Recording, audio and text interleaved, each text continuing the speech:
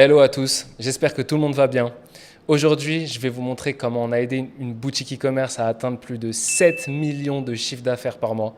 Ouais, t'as bien entendu, 7 millions par mois. Et contrairement à ce que beaucoup pensent, cette croissance, elle n'est pas uniquement liée au pub. Une énorme partie est venue de l'email marketing. Et dans cette vidéo, je vais te montrer les 3 stratégies qui nous ont permis de faire passer de Klaviyo de 300 000 € générés à plus de 1,7 million via uniquement l'email. Tu vas voir les vrais chiffres, les vraies campagnes, les vrais flows et surtout comprendre pourquoi ces stratégies ont complètement changé l'échelle de la marque. Donc si tu veux faire exploser les revenus de ton e-com grâce à l'email, reste bien connecté jusqu'à la fin parce que cette vidéo, elle risque de changer ta façon de voir le mailing. C'est Jérémy, Email Marketing. On se retrouve sur mon PC, je vais tout vous montrer. Donc voilà, je vous ai préparé un petit miro pour vous montrer encore une fois tout ce que j'ai mis en place, les 3 secrets qui ont permis l'ultra scaling de ce shop. Je vous ai fait un petit avant-après. Donc avant qu'on prenne possession de ce compte Klaviyo, le compte était déjà pas déconnant, on va pas se mentir, il était à 3,4 millions, ça se passait plutôt bien, sauf qu'en mail, il était à 8%, donc 8% généré uniquement par le mail, ça fait 300 000. C'est pas énorme. Il y avait 36 000 $ qui étaient faits par les campagnes, 270 de flow. C'était vraiment optimisable. Donc ça, c'était pour le mois de mai, du 30 avril au 31 mai. Et donc j'ai pris la main sur ce compte et sur le mois d'après, comme vous pouvez voir, on est passé à 7,3 millions et on est passé à 1,7 million générés par l'email marketing, donc 23%, avec des campagnes qui sont passées de 30 000 $ à 280 000 $ et des flows qui sont passés à 1,4 million. Donc là, je vais vraiment vous expliquer toutes les stratégies que j'ai mis en place pour pouvoir scaler ce shop avec l'email marketing comme ça a été fait ici. Donc, le secret numéro 1, la fameuse pop-up quiz. Je vous en ai parlé dans ma précédente vidéo. Aujourd'hui, c'est un cas pratique. Je l'ai mis en place et il est temps pour vous de vous expliquer la puissance de ce pop-up. Donc, comme vous pouvez voir, j'ai forcément anonymisé la chose, donc c'est pas exactement ce pop-up-là, mais j'ai repris exactement le même concept. Donc le pop-up quiz, comme je vous avais expliqué, c'est un pop-up où on va mettre en avant différents pain points, différents dream outcomes de la clientèle de votre shop pour aller justement les engager à cliquer. Par exemple, typiquement, ici sur Hume Health, tu as 20% off. C'est quoi ton but principal? Est-ce que tu veux perdre du poids, prendre des muscles, traquer ton progrès ou comprendre ton corps? Donc là, on a pareil. C'est toujours entre 3 et 5 choix. Donc entre 3 et 5 choix, que ce soit sur le pain point ou sur le dream outcome.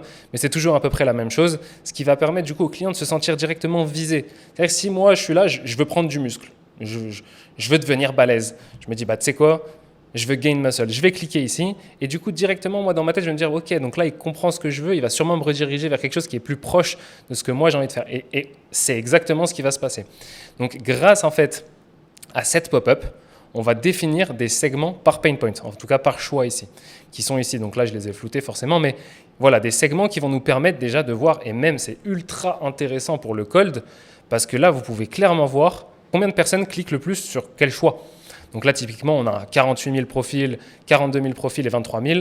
On sait que le 48 000, c'est vraiment le truc principal et potentiellement, on va pouvoir faire des choses autour de ça, même en cold, potentiellement sortir un nouveau produit sur ce pain point-là. Imaginons que là, pour exemple, le pain point principal, c'est gain muscle. Peut-être qu'on va sortir un produit spécial pour les muscles, pour essayer de prendre la masse, etc., etc. Alors que celui-ci, le 23 000, on sait qu'il fonctionne, clairement, parce qu'il est présent, il n'est pas négligeable, mais ce n'est pas le best. Donc voilà, c'est très fort de pouvoir justement déjà commencer à savoir, à segmenter vos profils, savoir ce qui est bon, ce qui est top, ce qui est un peu moins bon.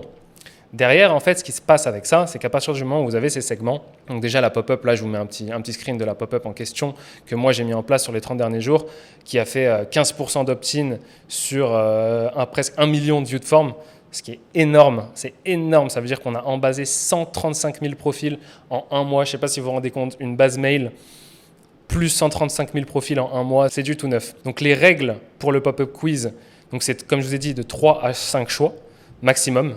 C'est minimum 3, maximum 5. Il ne faut pas non plus commencer à faire un livre parce que sinon les gens après ils s'en sortent plus. Il faut que ça soit mutuellement exclusif. Qu'est-ce que j'entends par mutuellement exclusif? C'est que par exemple, là il y a marqué lose weight. Il ne faut pas mettre lose weight, lose my belly fat, lose my... Tu vois, genre... Si lose weight, c'est perdre du poids, c'est perdre du poids. Gain muscle, c'est prendre du muscle. Track my progress, c'est traquer son progrès. Il faut que ça soit mutuellement exclusif, il faut que ça ait un sens. Et il faut bien évidemment que l'audience soit suffisamment large et suffisamment bien ciblée. Donc ça, c'est les 3 règles du pop-up quiz à avoir en tête. Donc là, je vous ai fait un petit schéma pour vous expliquer quand même un petit peu le concept. Donc vous avez plein de visiteurs. Vous avez 1 million, là en l'occurrence, plus qu'1 million, puisqu'il y a eu 1 million de views de forme. Mais imaginons 1 million de visiteurs.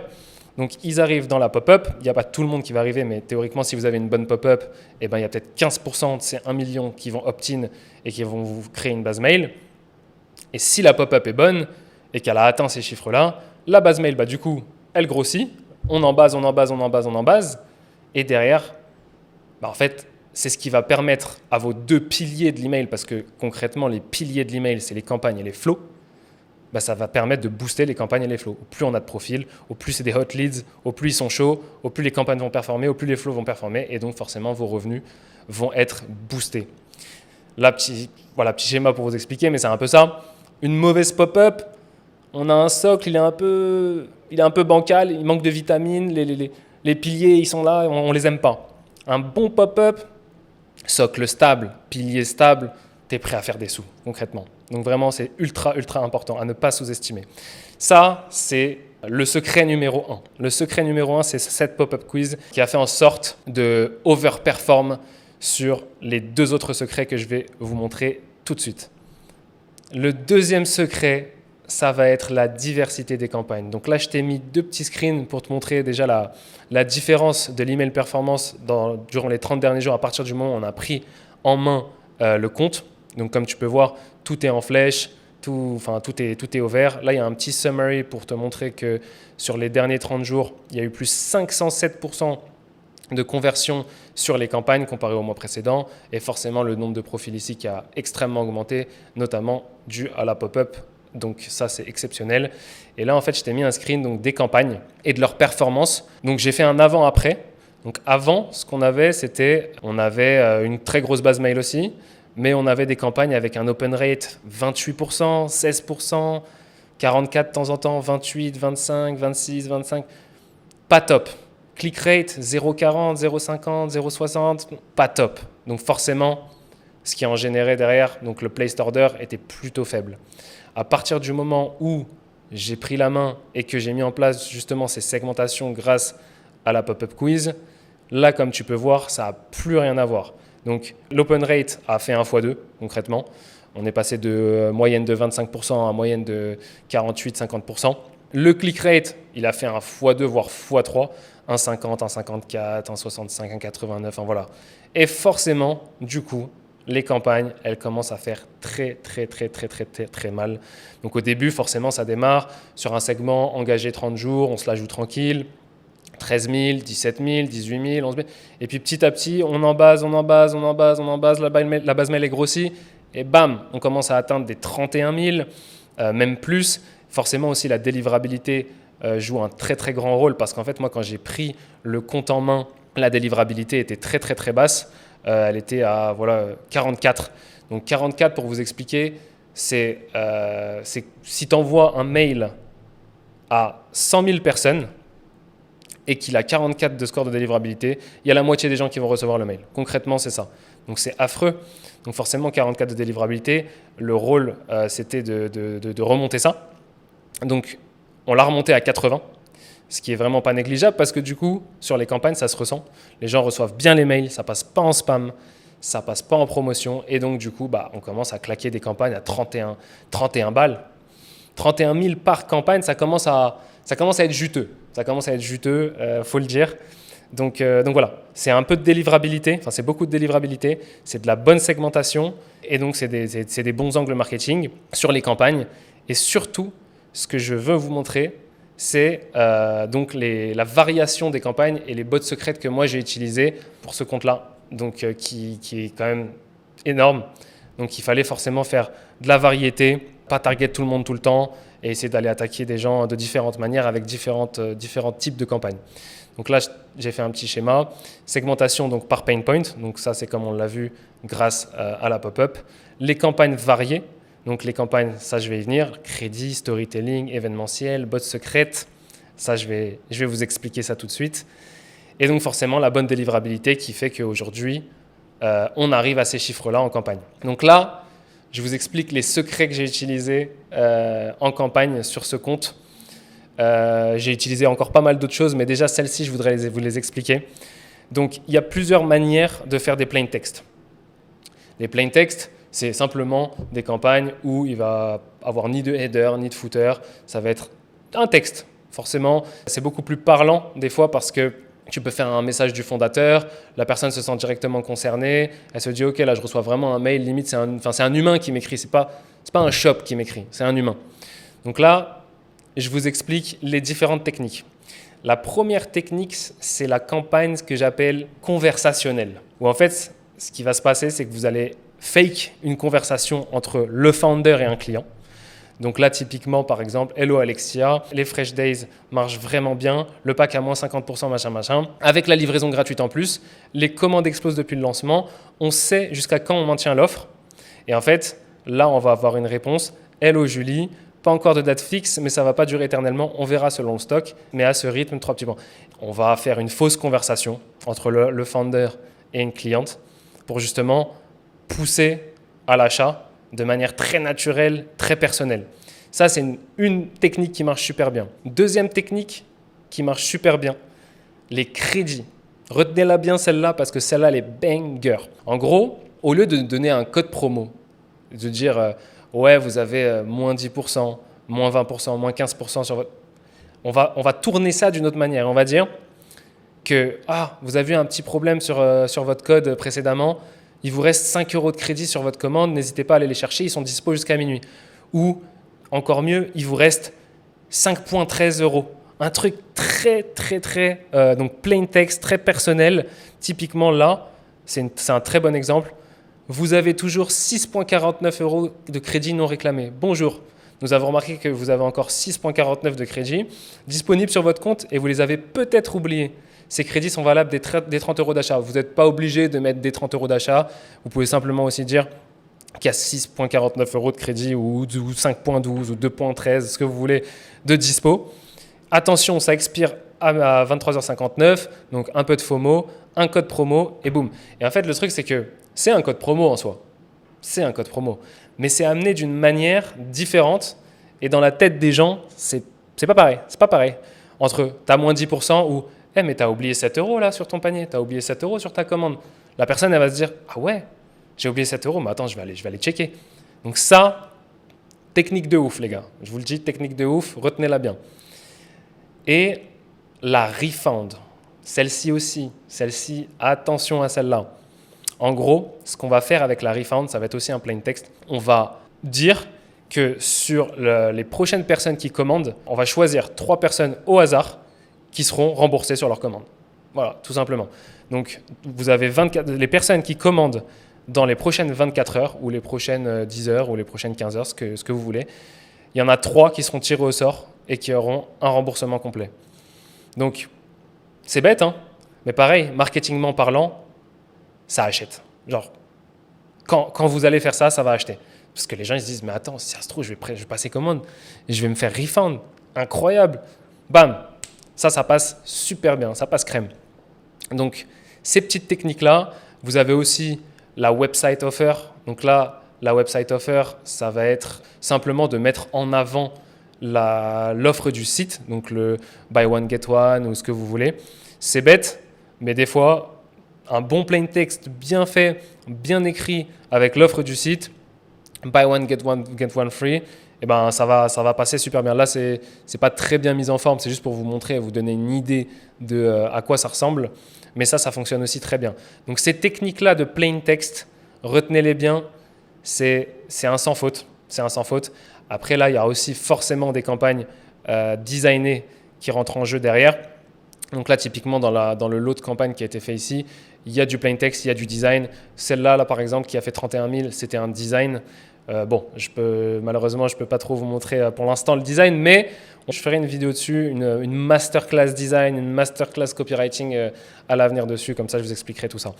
En tout cas, ces petites campagnes-là, plain text, banger, retenez-les bien, utilisez-les, vous verrez, ça ne vous portera pas défaut.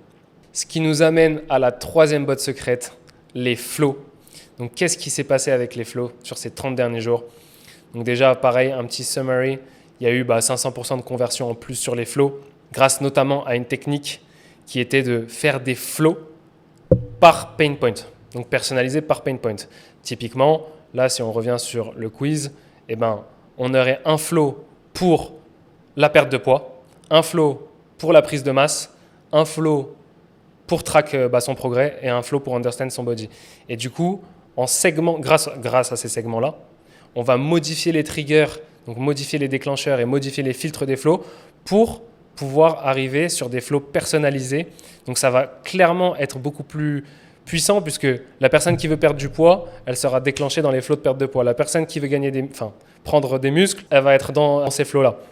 Donc forcément, on va beaucoup plus viser les gens, ça va augmenter les KPI, ça va augmenter l'open rate, le click rate, ça va tout augmenter. Là, je vais vous montrer l'une des typologies d'un flow que j'ai fait à l'écran tout de suite, où vous allez voir une pieuvre avec plusieurs conditionnels split, un à gauche pour ce pain point, un à droite pour ce pain point, un à droite pour ce pain point. Et en fait, j'ai fait ça sur tous les flows, ce qui a permis en fait d'aller viser les bonnes personnes. Voilà, les bonnes personnes au bon moment. La règle des flows, c'est les flows personnalisés par pain point sur ce shop-là. Une meilleure délivrabilité, donc les bons subject lines, les triggers et les filtres bien travaillés, le smart sending quand il faut, donc smart sending qui va permettre intelligemment de ne pas envoyer trop de mails en même temps. C'est-à-dire, si la personne elle fait un panier abandonné, en même temps elle reçoit un welcome, et en même temps elle reçoit un browse abandonment, au bout d'un moment ça saoule. Donc on va mettre un smart sending pour éviter que la personne elle reçoit 3 mails dans l'heure. Très important. Et forcément, donc, tous les flows ont été set up et plus encore. Donc, le flow de welcome, l'abandon de checkout, l'abandon de panier, le post-achat, le site abandonment, le browse abandonment, le win-back, le sunset, le cross-sell, l'upsell. Donc, le cross-sell et l'upsell qui vont permettre d'aller vendre en plus. Donc, upsell, est-ce qu'on peut aller chercher autre chose à vendre? Le cross-sell, un autre produit. Et donc, voilà, vous avez set up tous les flows comme il faut. Vous avez une bonne délivrabilité, vous avez des flows personnalisés par pain point, vous avez des campagnes personnalisées par pain point. Là, c'est tapis rouge, Festival de Cannes, c'est tout droit. Et d'où, du coup, la différence en un mois de passer de 8% à 23% avec un taux de campagne qui a explosé. Et donc, faire beaucoup plus de profit. Donc là, comme je l'ai dit tout à l'heure, le compte avait une très mauvaise délivrabilité, on l'a remonté, il y a encore du travail à faire, mais 80 c'est souvent le bon score, c'est le score où, tu as une bonne réputation, les gens reçoivent tes mails, mais tu fais de l'argent aussi. C'est-à-dire que je peux monter le compte à 90, mais si je dois le monter à 90, je vais devoir faire tellement d'ultra segmentation, etc., ça va baisser le taux de revenu, et au final, ce n'est pas forcément le but. 80 c'est parfait, 80 c'est la balance qu'il faut pour faire de l'argent. Les gens reçoivent les mails et c'est exceptionnel. Donc là, il y avait un petit récap de la délivrabilité sur les 30 derniers jours. Donc on a quand même fait un plus 51% d'open rate, plus 187% de click rate, moins 20% de bounce. Donc les bounce, souvenez-vous, c'est quand il y a des mails qui n'atteignent pas leur cible, soit qui n'atteignent pas leur cible, soit il y a un problème de réputation, de sender, etc. Et donc beaucoup moins de gens qui se désabonnent, un peu plus de spam, ça c'est sûr, mais en même temps, on ne peut pas tout avoir. Il y aura forcément des mécontents, on ne peut pas satisfaire tout le monde. Si à la fin du mois, je lui ai fait 280 000 de campagne, alors qu'avant il était à 30 000, ceux qui mettent en spam, on va les accepter et c'est comme ça. Donc c'est grâce à ces 3 secrets que j'ai réussi à faire de l'ultra scaling en un mois seulement. Un mois. J'ai peur de la suite carrément. Je me dis qu'est-ce que ça va être dans 2 mois, qu'est-ce que ça va être dans 3 mois. Mais voilà, au moins vous avez les clés en main pour avoir quelque chose de similaire sur votre shop. C'est pas forcément obligatoire d'être à 3 millions pour commencer à faire ça. Même des shops qui sont plus bas, vous pouvez commencer déjà à faire des petites choses comme ça. Surtout, retenez bien la technique des campagnes.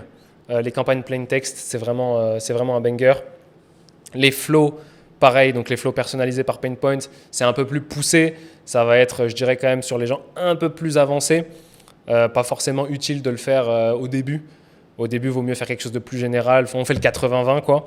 Mais là, effectivement, sur un shop comme celui-là, on n'est plus dans le 80-20. On essaie d'aller chercher le 100-0. Et c'est ce qui a été fait grâce à ces 3 petits secrets ici. En réalité, ce qui a fait passer cette marque d'une centaine de milliers d'euros à plusieurs millions, ce n'est pas un hack ou une campagne miracle. C'est un système. Un système qui transforme chaque visiteur en prospect, chaque prospect en client et chaque client en acheteur fidèle. C'est exactement ce qu'on a construit avec cette boutique. J'espère que cette vidéo t'aura apporté de la valeur et qu'elle t'aura montré à quel point l'email marketing, c'est pas juste envoyer quelques newsletters dans le mois, bien utilisé. C'est sûrement le levier le plus rentable que tu peux développer sur ton shop. Si tu veux voir d'autres études de cas comme celle-ci où je décortique les vraies stratégies qu'on met en place sur les comptes de nos clients, pense à t'abonner, mettre un petit like. Ça fait toujours plaisir. Ça m'aide énormément à développer la chaîne et à motiver à continuer de partager ce genre de contenu. En tout cas, vous m'avez donné extrêmement de force sur la première vidéo et j'en suis reconnaissant. Et avant de vous laisser, j'ai une petite annonce.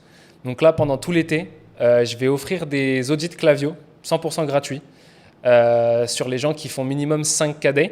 Donc à partir du moment où si tu fais 5 KD et que tu as envie que je te fasse un audit de ton compte Klaviyo pour regarder ensemble les détails, qu'est-ce qu'on peut améliorer, qu'est-ce qui est améliorable ou non, l'objectif c'est vraiment de te montrer exactement où tu laisses de l'argent sur la table, quelle optimisation je mettrai en place si je gérais ton compte et surtout comment tu peux aller chercher encore plus de chiffre d'affaires grâce à l'email. Donc voilà, si jamais ça t'intéresse, n'hésite pas à book un call sur mon Calendly. Et voilà, en tout cas, merci d'avoir regardé jusqu'au bout. Prenez soin de vous et n'oubliez jamais, le trafic attire les clients, mais c'est la rétention qui construit les grandes marques. À très bientôt.